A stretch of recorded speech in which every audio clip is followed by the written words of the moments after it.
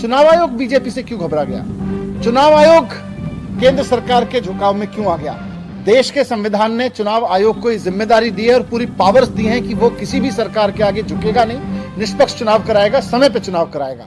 लेकिन जिस तरह से आज चुनाव आयोग ने भारतीय जनता पार्टी और केंद्र सरकार के सामने घुटने टेक दिए हैं, उससे बहुत बड़ा खतरा पैदा हो गया है। कल को भारतीय जनता पार्टी या केंद्र सरकार चाहेगी तो वो राज्यों के चुनाव नहीं करवाएंगे। किसी भी राज्य में अगर कल को भारतीय जनता पार्टी को लगेगा कि वो हारने वाले हैं, तो वो चुनाव आयोग भारतीय जनता पार्टी के सामने घुटने टेक के वहां के इलेक्शन कैंसिल करा देगा। कल को मोदी जी को लगेगा कि वो देश का चुनाव हारने वाले हैं, तो केंद्र सरकार के इलेक्शन कैंसिल हो जाएंगे।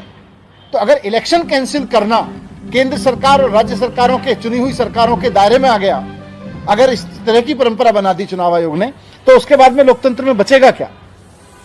बुलाई हुई प्रेस कॉन्फ्रेंस को जिस तरह से आज नकारा गया, चुनाव आयोग ने अपने पूरे शेड्यूल को जिस तरह से टाला केंद्र सरकार के दबाव में, देश के इतिहास में आज तक नहीं हुआ, पहली बार हुआ है। मैं आखिर में यही कहना चाहता हूं कि भारतीय जनता पार्टी लोकतंत्र की इस तरह से हत्या ना करे। चुनाव आयोग अपने दायित्व को समझे।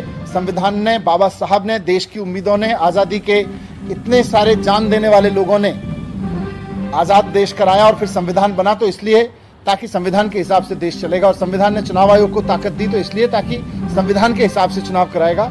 मैं चुनाव आयोग को भी कहना चाहता हूं कि संविधान के रक्षा के लिए, लोकतंत्र की रक्षा के लिए अपने निर्णय को, अपने कर्तव्य को ठीक से निभाएं।